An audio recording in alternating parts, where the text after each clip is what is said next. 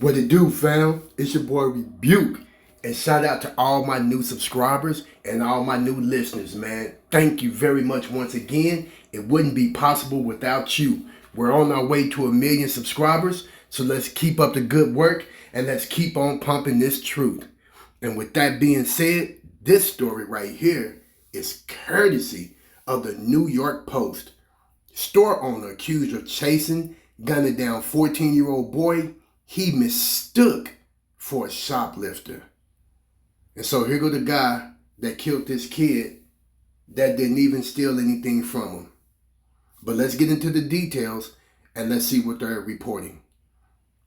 Rick Chow, 58, Wright, has been arrested for murder after cops said he chased and fatally shot 14-year-old Cyrus Carmack Belton left in the back because he thought the middle schooler had stolen 4 bottles of water from his gas station convenience store. So you killed this kid because you thought he took 4 bottles of water that he didn't even take. Oh, man, I tell you, look at the hatred right there. A South Carolina gas station and convenience store owner has been charged with murder after authorities said he chased a 14-year-old boy and fatally shot him in the back because he thought the teen had stolen 4 bottles of water from him. Rick Chow, 58, from Columbia, made his initial court appearance Tuesday in the killing of Cyrus Carmack Belton, which took place outside the suspect's Shell gas station late Sunday. Authorities said Chow believed that the teen, who was reportedly armed, had pilfered 4 water bottles from his Express Mart store, but according to Richland County Sheriff Leon Lott, the boy put the bottles back in the cooler. The owner of the convenience store suspected him of shoplifting. Lott said Monday, "He did not shoplift anything. We have no evidence that he stole anything whatsoever." Carmack Belton left the store after getting into a verbal spat with the owner and was running away when Chow's son gave chase. The store owner, armed with the pistol also joined the pursuit. Man, I'm trying to tell you, what a complete dummy. And now you're facing a murder charge. Hopefully you stay in jail, you don't get out, and you get convicted. And may that young man rest in peace. May the Most High give his family some kind of closure at this difficult time. It's just sad to see these grown-ups that are being killed, that are killing young children. Cyrus Carmack Belton, 14, was shot once in the back while fleeing from Chow and his son in Columbia on Sunday. When the teen fell as he ran, Chow's son told him that Carmack Belton had a firearm. That is when Lott said Chow pointed his gun at the teen, who by then had gotten back up and continued to fleeing, and shot him once, with the bullet entering his back and traveling into his heart, killing him. Oh my goodness. Damn. Investigators later found that the gun resting close to Carmack Belton's body, but Lott said there was no evidence the boy ever pointed the weapon at his pursuers. Or is there evidence that he even had the weapon? How do we know that Chow and them didn't plant that weapon right there? Chow, who had a concealed weapons permit, was charged after an autopsy confirmed the middle schooler was shot in the back, and deputies spoke to witnesses and reviewed surveillance video. Officials said Chow mistakenly thought that Carmack Belton had stolen 4 bottles of water from his gas station convenience store. Look at that. Man, hopefully that store will never be opened again.